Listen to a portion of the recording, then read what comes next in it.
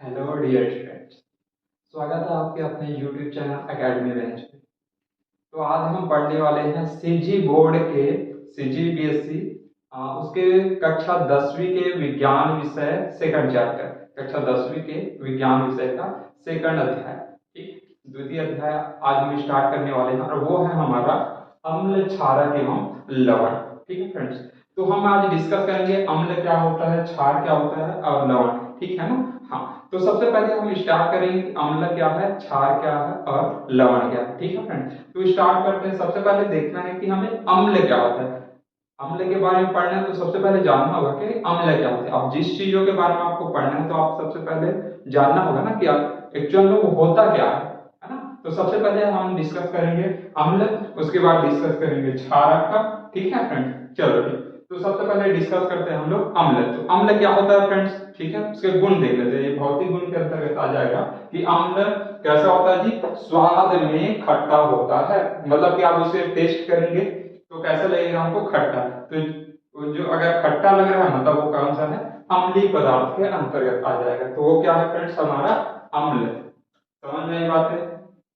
ठीक है, चलो अगला क्या है, अम्ल जलीय विलयन में H प्लस आयन देता है। ठीक है फ्रेंड्स, मोस्ट इंपॉर्टेंट क्या देता है, H प्लस आयन देता है। ठीक है, चलो ठीक, H प्लस आयन देता है।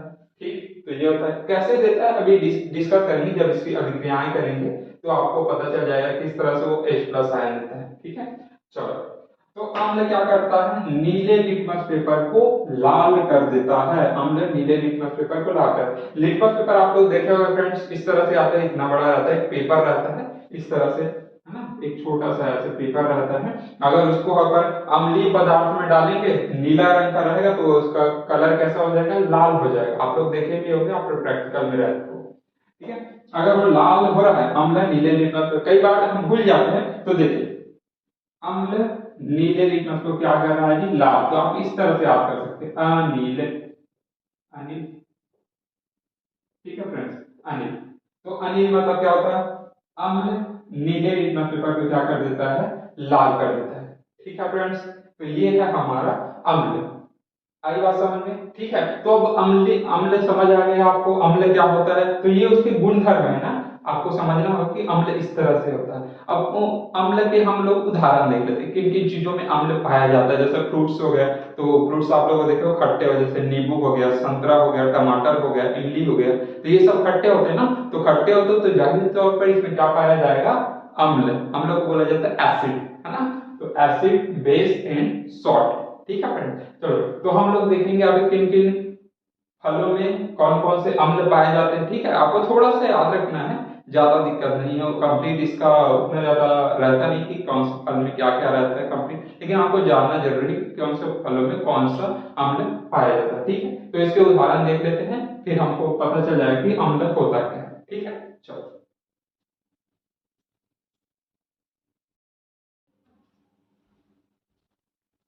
ठीक है स्टूडेंट्स, अब हम देखते हैं अम्ल के उदाहरण, मतलब कि अम्ल किसमें किसमें पाया जाता है, किस तरह के अम्ल। तो ऐसे अम्ल के तो बहुत सारे प्रकार हैं, इतने सारे प्रकार हैं। ठीक है, तो हम अभी देखने वाले हैं कि कौन कौन सा बेसिक की कौन कौन से अम्ल है ना, किन किन फलों में, किन किन पदार्थों में किस तरह से पाया जाता है, उसको हम देखेंगे उदाहरण, अम्ल में किस किस में पाया जाता है। ठीक है, तो सबसे पहला है इमली।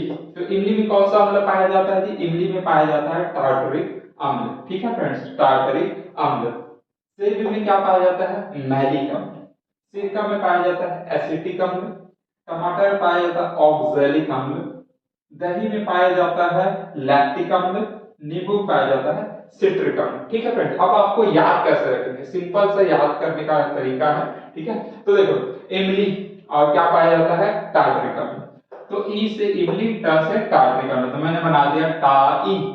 से टार्टरिक अम्ल किसमें पाया जाता है, इमली में। ठीक है, चलो भाई बढ़िया। तो टाई मतलब क्या होता है, टार्टरिक अम्ल किसमें पाया जाता है, इमली में।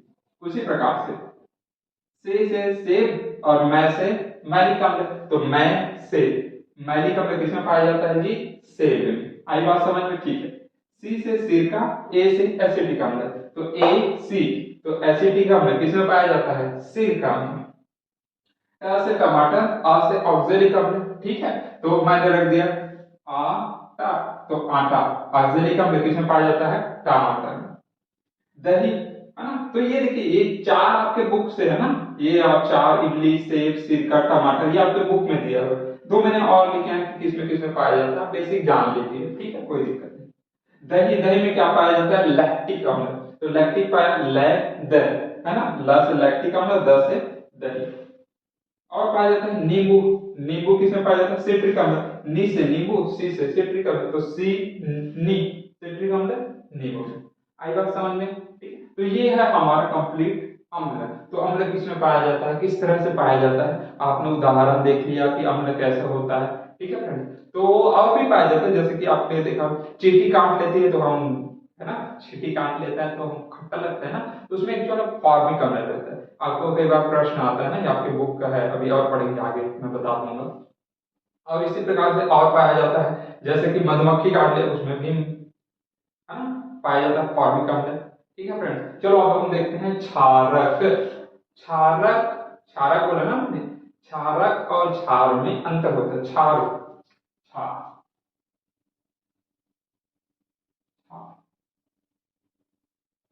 ये क्षार क्या होता है, ठीक है। तो क्षार क्या होता है? तो ऐसे क्षारक जो जल में विलय हो जाते हैं, क्या बोला मैंने? ऐसे क्षारक जो जल में विलय हो जाते हैं, जल में घुलने पर वो कंप्लीटली वो घुल जाता है, तो उसे क्या बोला जाता है? क्षार। तो ऐसे क्षारक जो जल में विलय हो जाते हैं, क्या बोलते हैं उनको? क्षार। समझ में आ गई बातें? ठीक है, चलो फ्रेंड, तो हम अब डिस्कस करने वाले हैं, है ना, क्षारक क्या क्या है, ठीक है। तो तुलना करके पढ़िए, कंपैरिजन की अम्ल क्या है, मतलब एसिड क्या है, और क्षारक क्या है, बेस क्या है, ठीक है। चलो देखो, तो अम्ल कैसा था स्वाद में? खट्टा था। तो ये क्षारक कैसा रहता है स्वाद में? कड़वा रहता है। तो क्षारक स्वाद में कैसा होता है? कड़वा होता है, ठीक है। चलो, अब ये क्या करता था? जलीय विलयन में क्या करता था जी? अम्ल H प्लस आयन देता था, देता था, याद है? ये मोस्ट इंपॉर्टेंट है ना, अभी बहुत सारा उपयोग होगा इसका, याद रखिए।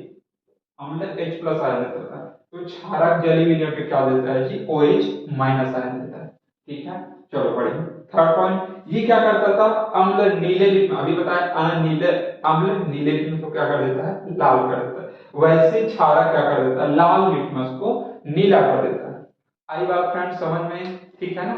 चलो बढ़िया, अब इसके क्षारक के कुछ उदाहरण देख लेते हैं, और ये उदाहरण आपको लास्ट वाले चैप्टर में काम आएगा, उससे दो तीन क्वेश्चन बनते ही बनते हैं, ठीक है। तो अभी आप याद कर लेंगे तो उस टाइम आपको बेनिफिट रहेगा, ठीक है फ्रेंड। तो इतना आप देख लीजिए, अभी उसके उदाहरण बता देता हूँ, ठीक है। चलो देखते हैं उदाहरण।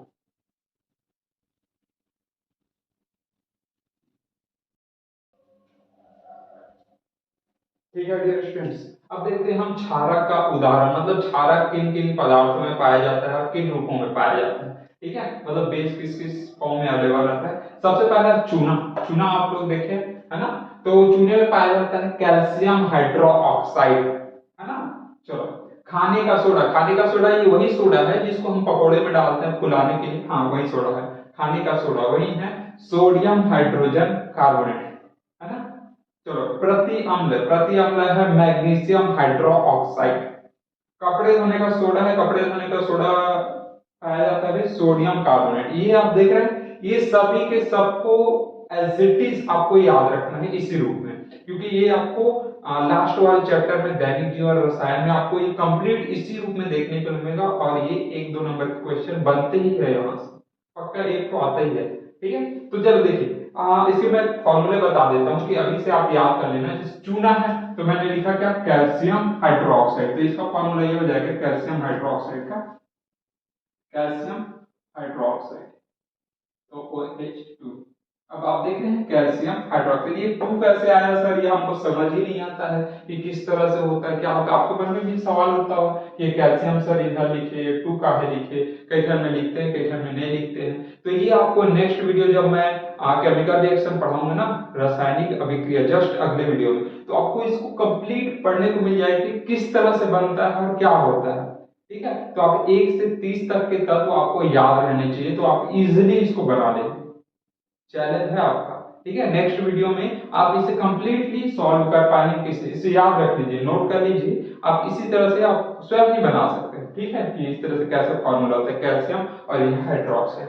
खाने का सोडा, इसमें पाया जाता है सोडियम हाइड्रोजन कार्बोनेट। तो इसका फॉर्मूला होता है, सोडियम का फॉर्मूला होता है Na, है ना, सोडियम का फॉर्मूला होता है Na, हाइड्रोजन का हो जाएगा H, कार्बोनेट का होता है CO3, NaHCO3, sodium hydrogen carbonate. ये होता है खाने के सोडा का फॉर्मूला।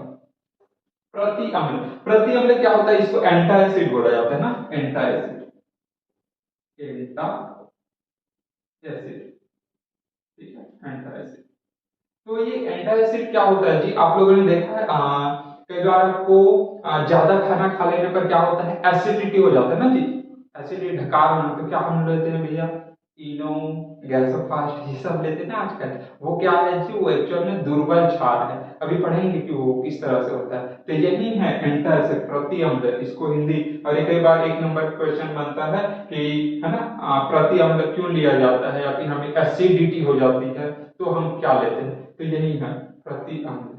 आगे बात समझ में। तो ये होता है मैग्नीशियम हाइड्रोक्साइड, ठीक है। मैग्नीशियम हाइड्रोक्साइड का फॉर्मूला क्या हो जाएगा, Mg, है ना, OH2। अब फिर से 2 आ गया किस तरह से, तो ये अगले वीडियो में आपको समझ में आ जाएगा, मैग्नीशियम हाइड्रोक्साइड, ठीक है। चलो, कपड़े धोने का सोडा, हाँ वॉशिंग सोडा ना, इसको वॉशिंग सोडा बोलते हैं, इसको बेकिंग सोडा भी बोला जाता है, बेकिंग सोडा। और ये कपड़े धोने का सोडा, इसको बोला जाता है क्या, वॉशिंग सोडा। इसका फॉर्मूला क्या होता है, सोडियम कार्बोनेट। तो ये होता है ना,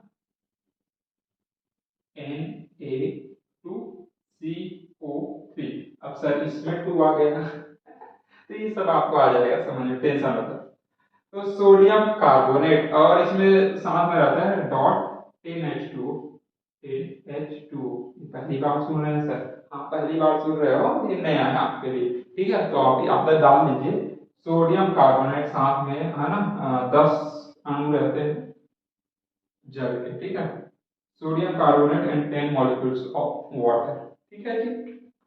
चलो, तो ये अपने क्षारक के उदाहरण है, और ये उसके फॉर्मूले है, कैल्शियम है ना हाइड्रोक्साइड है, सोडियम हाइड्रोजन कार्बोनेट है, मैग्नीशियम हाइड्रोक्साइड है, और sodium carbonate Na2CO3 dot Na2।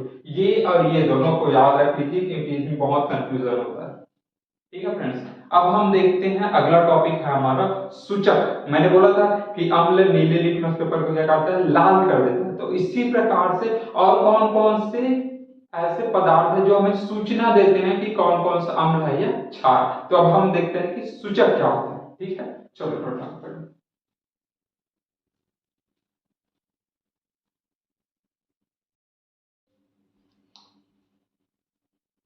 ठीक है फ्रेंड्स। तो अब हम देखते हैं सूचक। सूचक क्या होता है जी, सूचक वे पदार्थ होते हैं जो, है ना, किसी विलयन में अम्ल या क्षार की उपस्थिति को दर्शाता है। तो सूचक मैंने क्या बोला, वे पदार्थ होते हैं जो किसी विलयन में अम्ल या क्षार की उपस्थिति को बताते हैं। ये है सिंपल सा सूचक। तो कभी पूछेगा सूचक क्या है, तो आप बता सकते हैं सूचक मतलब सूचना देने वाला। तो सूचना किसका देता है भाई, अम्ल और क्षारक को सूचना देने वाला। समझ में आ गई बातें, तो वो होता है सूचक। अब सूचक को मैंने अलग अलग भागों में बांटा है ना, बुक में इस तरह से नहीं बांटा है कि किस तरह कितने प्रकार होते हैं, और ये पूछता भी नहीं है किस तरह कितने प्रकार के होते हैं। बस आपको ये सूचक याद रखने हैं, ये आपको दिखाई दे रहा है, ये सूचक याद रखिए। तो अलग अलग तरह से मैंने बांट दिया है, उस प्रकार को आप नहीं याद रखेंगे तो भी चलेगा, बस आप इतना याद रखिए कि कौन कौन से सूचक में क्या क्या उसको रंग परिवर्तन होता है।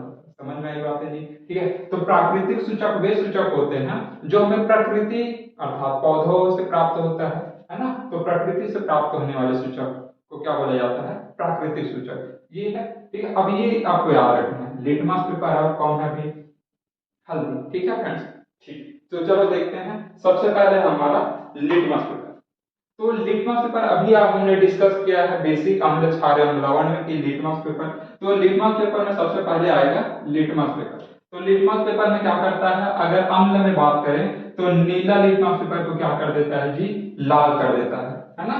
तो अम्ल में डालने पर वो नीला लिटमस पेपर कैसा हो जाता है, लाल हो जाता है। मतलब कौन है वो, क्या है जी, अम्ल है, ठीक है। अम्ल हो गई बात समझ में। दूसरा, अगर वो क्षार है तो लाल लिटमस पेपर को क्या कर देगा, नीला कर देगा। समझ में आई बातें, ये तो हम पहले भी देख चुके थे, ठीक है। सेकंड क्या होता है, दूसरा है हमारे पास प्राकृतिक सूचक में, पहले हमने लिटमस पेपर पढ़ा है, ठीक है। दूसरा है हमारे पास हल्दी, ये सेकंड है हमारा, है ना, प्राकृतिक सूचक में हल्दी। तो हल्दी क्या करता है जी, अगर मैं हल्दी का रंग कैसा रहता है, पीला ही जैसे ही रहता है ना। हाँ, तो अगर हम हल्दी को डाल देते हैं किसमें जी, अम्ल में, तो क्या हो जाता है जी, पीला ही रहता है भाई। ठीक है, समझ नहीं पाते। अगर मैं हल्दी, ये मेरे पास है ना अम्ल है, कुछ अम्ल है, उसमें मैं क्या डाल देता हूँ, हल्दी डाल देता हूँ, तो उसका कलर कैसा हो जाता है जी, पीला हो जाता है, गाढ़ा पीला। समझ में आई बातें। मतलब अगर पीला हो गया मतलब वो वहां क्या उपस्थित है, अम्ल उपस्थित है। और अगर हल्दी को मैं अगर, है ना, छाछ में डालता हूँ, तो छाछ में कैसा हो जाता है जी, वो लाल हो गया। अगर हल्दी को हम कोई पदार्थ दिया, ये पदार्थ दिया, दो ठो पदार्थ दिया, समझ में आई बातें। ये क्या है, अम्ल है या क्षार है, मेरे को नहीं पता, अभी नहीं पता है कि क्या है, अम्ल है क्षार, तो मेरे चेक करना है कि भाई ये अम्ल है कि क्षार है। समझ में आई बातें। अब हर ठन अम्ल को चेक नहीं कर सकते ना कि खा कैसे, टेस्ट करके कि थोड़ा सा भाई जीभ में कर लो, भाई कई ठन हानिकारक रहता है थोड़ा सा, है ना, समझ में आई बातें। हम तो हर ठन को वैसे नहीं चेक कर सकते खा के कि भैया क्या हो रहा है ऐसा करके। समझ में आई बातें। तो अब क्या करते हैं भाई, हमको चेक करना है भाई कि अम्ल है कि क्षार है। तो मैं क्या कर देता हूँ, अगर मेरे पास हल्दी है, हल्दी को थोड़ा सा हल्दी ले लिया और हल्दी को मैंने डाल दिया इसमें जी, और इसका कलर हो गया, समझ लो भैया मेरे पास क्या हो गया, पीला हो गया। इसका मतलब क्या समझा मैंने कि इसमें क्या पीला हो गया रंग, मतलब वो क्या है जी, अम्ल है। समझ में आई बात है। अम्ल और क्षार का पहचान कर रहे हैं ना, पहचान करने के लिए हो गई बात समझ में। सीखा, चलो। और इसी हल्दी को मैं डाल दिया इस वाले में, और अगर ये हो गया भैया मेरे पास लाल हो गया, मतलब ये क्या है, क्षार है। समझ में आई बात है जी। अगर वो इसका रंग अगर कैसा हो गया जी, रंग ना, रंग कैसा हो गया, पीला हो गया, मतलब वो अम्ल है भाई। और अगर वो इसका रंग अगर क्या हो गया, लाल हो गया, मतलब समझ जाना कि वो क्या है जी, क्षार है। क्लियर है बात, समझ में आई बातें कि किस तरह से चेक करते हैं। ठीक है जी, चलो देखते हैं। और भी सूचक हैं, है ना। तो ये अब तुम्हारे पास हल्दी नहीं है जी, समझ लो यहाँ है ना। तो अब देखते हैं सेकंड, संश्लेषित सूचक। तो संश्लेषित सूचक, संश्लेषित सूचक वे सूचक होते हैं जो कृत्रिम रूप से रसायन द्वारा बनाए जाते हैं, तो उन्हें क्या बोला जाता है, कृत्रिम सूचक।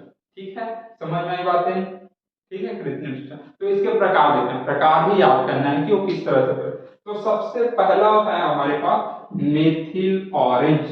क्या है जी, मेथिल ऑरेंज। ये कौन से रंग का होता है, ये प्रकृति में नारंगी रूप का मिलता है। किस रूप में मिलता है जी, नारंगी, नारंगी रूप में। ठीक है। और अगर मैंने, ये मेरे को दो पदार्थ दिए हैं, मैंने मेथिल ऑरेंज को इसमें डाला भैया, मेथिल ऑरेंज पहले रंग कैसा है, नारंगी रंग का है। ऑरेंज मतलब संतरा वाला होता है ना, हाँ वही। तो भैया मेरे पास अगर, है ना, मेथिल ऑरेंज को दो मेरे को अज्ञात वाले दिए हैं पदार्थ। अब पूछा है भैया ये अम्ल है कि क्षार, कैसे पता लगा। तुम्हारे पास दिया है मेथिल ऑरेंज, तो मेथिल ऑरेंज को पहले वाले में डाला, और इसका कलर अगर हो गया भैया मेरे पास लाल, क्या हो गया जी, लाल, मतलब क्या है वो जी, अम्ल है ना। अगर वो हो जाता है क्या, लाल, मतलब वो क्या है जी, अम्ल है। समझ में आई बातें जी। अगर इस पदार्थ में डाला मेथिल ऑरेंज का और उसका रंग कौन सा कलर का हो गया, लाल रंग का, मतलब वो क्या है जी, उसमें क्या उपस्थित है, वो अम्ल है। समझ में आई बातें। और अगर सेकंड वाले में डाला जी और उसका कलर हो गया भैया पीला, कैसा कलर हो गया जी, पीला, इसका मतलब क्या है, वो क्या उपस्थित है जी, वो क्या है एक्चुअल में, वो क्षारक है। आई बात समझ में, आया ना। हाँ, तो मेथिल ऑरेंज अगर मैं अम्ल किसी पदार्थ में डालते हूँ और उसका रंग हो जाता है लाल, इट मीन्स वो क्या है, अम्ल है। और किसी पदार्थ में डालते हूँ और उसका रंग हो गया है पीला, उसका मतलब क्या हो, क्षारक है। आई बात समझ में, इतना क्लियर है। ठीक है, आगे देखें, चलो। सेकंड है अपने पास फिनोप्थेलीन। फिनोप्थेलीन ये भी एक सूचक है। ठीक है। ये एक्चुअल में कैसा रहता है, रंगहीन रहता है, बिना कलर का। ठीक, तो रंगहीन रहता है। अब मैं इसको इस पदार्थ में डाला भैया, इसमें कोई कलर चेंज नहीं हुआ, कोई कलर नहीं बना भाई, तो इसका मतलब क्या है, इट मींस वो क्या है जी, अम्ल है। किसको डालने पर, फिनोप्थेलीन को किसी पदार्थ में डालने पर उसका रंग परिवर्तित नहीं हुआ, इसका मतलब क्या है, वो अम्ल है। आई बात समझ में। ठीक है जी। और अगर मैं फिनोप्थेलीन को डालने पर अगर उसका रंग कैसा हो गया भैया, गुलाबी हो गया, गुलाबी रंग में बदल गया वो, इसका मतलब क्या है जी, वो क्या है, क्षारक है। आई बात समझ में? वापस से देख लेते हैं। फिनोप्थेलीन को अगर मैं किसी पदार्थ में डालने पर उसका रंग अपरिवर्तित होता है, कोई चेंज नहीं आया, मतलब उसमें क्या है, अम्ल है। और अगर उसका रंग कैसा हो गया, गुलाबी हो गया, है ना, गुलाबी हो गया, तो इसका मतलब क्या है, वो क्या है जी, क्षारक है। आई बात समझ में? तो प्राकृतिक सूचक क्या है, संश्लेषित सूचक क्या है, सूचक क्या है, तो आपको ये सारी चीजें क्लियर है ना। व्हाट इज नेचुरल इंडिकेटर, है ना, और ये अपने पास ये सेकंड वाला इंडिकेटर है। आगे बात समझ में? ठीक है, बढ़िया। तो आप ये याद रखिए, लिटमस पेपर का हल्दी का, मेथिल और इनका फिनोप्थेलिन का। अब देखते हैं हम पर तीसरा है जो मोस्ट इंपॉर्टेंट है, वो किस तरह से है ना, गंधीय सूचक, ऑल्फैक्टरी। ठीक है, चलो देखिए, चलो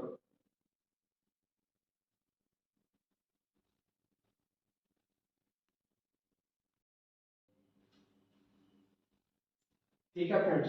तो अब हम देखते हैं हमारा तीसरा सूचक है गंधीय सूचक। तो गंधीय सूचक क्या होता है, तो वे सूचक जिनकी गंध अम्लीय या क्षारीय माध्यम में बदल जाती है, उसे क्या कहा जाता है, गंधीय सूचक। या फिर गंधीय सूचक, गंध मतलब कि स्मेल, तो ऐसे सूचक जिससे हमें गंध द्वारा सूचना प्राप्त होती है कि अम्लीय या क्षारीय माध्यम।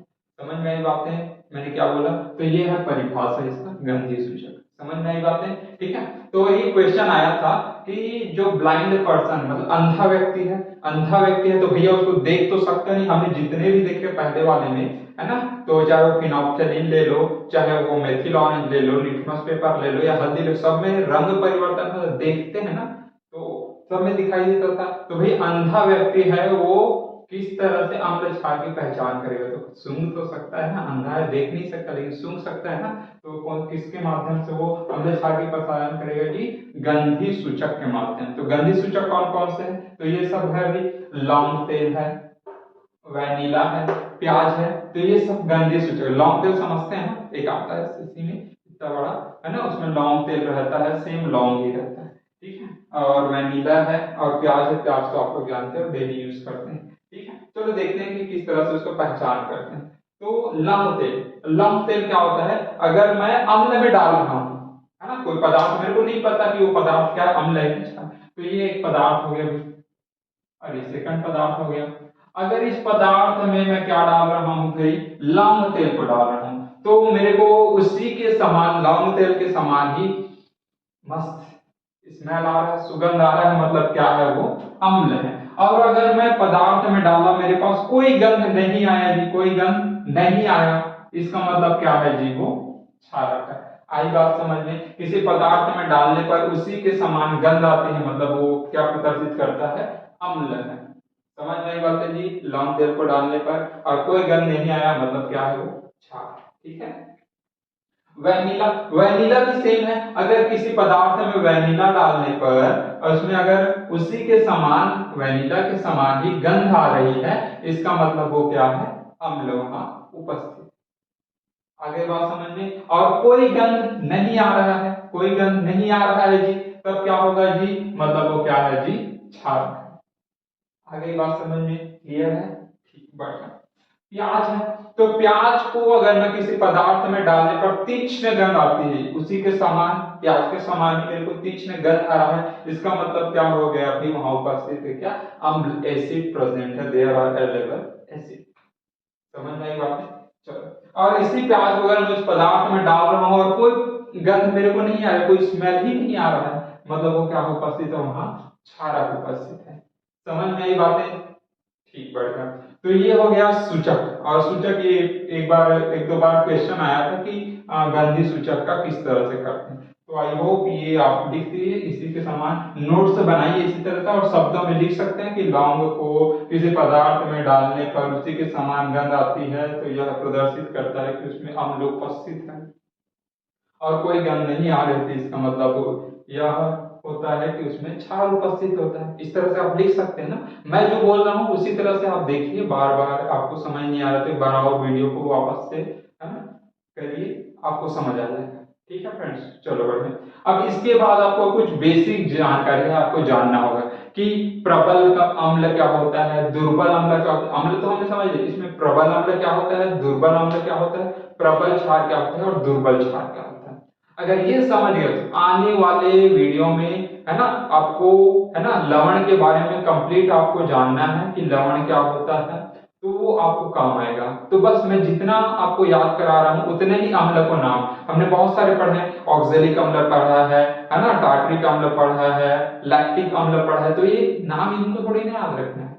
मैं जो बता रहा हूँ प्रबल अम्ल और दुर्बल अम्ल, उतने ही अम्ल और क्षार को आपको याद करना है। इससे ज्यादा बाहर से कुछ नहीं आता, इतना कर लिए इतना सफिशिएंट है।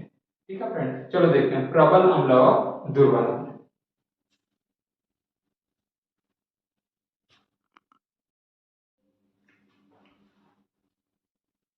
ठीक है डियर स्टूडेंट्स, अब हम देखते हैं हमारा प्रबल अम्ल, प्रबल क्षार है ना, दुर्बल अम्ल, दुर्बल क्षार, इस तरह से प्रबल अम्ल है ना, प्रबल क्षारक, दुर्बल अम्ल, दुर्बल क्षारक, इस तरह से क्या होता है, किस तरह से होते हैं। पहले समझ लीजिए प्रबल अम्ल होता क्या है एक्चुअल में। ठीक है, हाँ, तो इस तरह से ये बुक में नहीं दिया है, ठीक है, लेकिन ये जानना जरूरी है। किसी भी रासायनिक अभिक्रिया सबसे महत्वपूर्ण है कि इसको जानना कि वो प्रबल अम्ल क्या है, दुर्बल, क्योंकि लवण के प्रकार में ये आपका बेनिफिट होगा।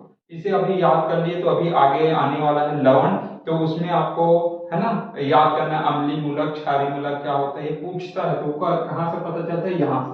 अगर अभी से आप लर्न कर लेंगे तो आगे एक वीडियो बाद आपको समझ आ जाएगा कि इसकी इंपॉर्टेंस क्या है। ठीक है फ्रेंड्स, तो आपको ये याद कर लेना है प्रबल अम्ल क्या है, दुर्बल अम्ल क्या है, प्रबल क्षारक क्या है, दुर्बल क्षारक क्या है। ठीक है, तो ये हमें दिखाई दे रहा है हाइड्रोक्लोरिक अम्ल, नाइट्रिक अम्ल और सल्फ्यूरिक, बस ये तीन अम्ल आपको याद करना है। समझ में आ गई बातें, प्रबल हाइड्रोक्लोरिक अम्ल, नाइट्रिक अम्ल और सल्फ्यूरिक अम्ल, इसके फार्मूले फार्मूले सहित कहिए। ठीक है ना, चलो हाइड्रोक्लोरिक अम्ल मतलब इसका फार्मूला है HCl, HCl, HCl हाइड्रोक्लोरिक अम्ल। ठीक है, चलो देखो नाइट्रिक अम्ल, इसका फॉर्मूला होता है HNO3, नाइट्रिक अम्ल HNO3। ठीक है, सल्फ्यूरिक अम्ल, इसका फॉर्मूला होता है H2SO4, H2SO4 सल्फ्यूरिक अम्ल, नाइट्रिक अम्ल HNO3 और HCl हाइड्रोक्लोरिक अम्ल। ये इसको आपको फॉर्मूले सहित आपको याद करना है, H2SO4 HNO3 HCl। ठीक है फ्रेंड्स, चलो ये हो गया प्रबल अम्ल। और दुर्बल अम्ल क्या है, एसिटिक अम्ल, इसका फॉर्मूला होता है CH3, CH3COOH। ठीक है, ये CH3COOH, ये याद रखना है आपको बस। दुर्बल अम्ल में एक को, और एक को हाइड्रोजन कार्बोनेट H2CO3। ठीक है फ्रेंड्स, ये याद हो गया, hydrogen carbonate, hydrogen carbonate H2CO3। Acetic अम्ल CH3COOH, बस इतने अम्ल याद करना है, पांच अम्ल आपको याद करना है इस चैप्टर में। समझ में आई बातें, बस पांच अम्ल, ज्यादा नहीं, पांच, ओनली पांच। ठीक है, याद हो गया।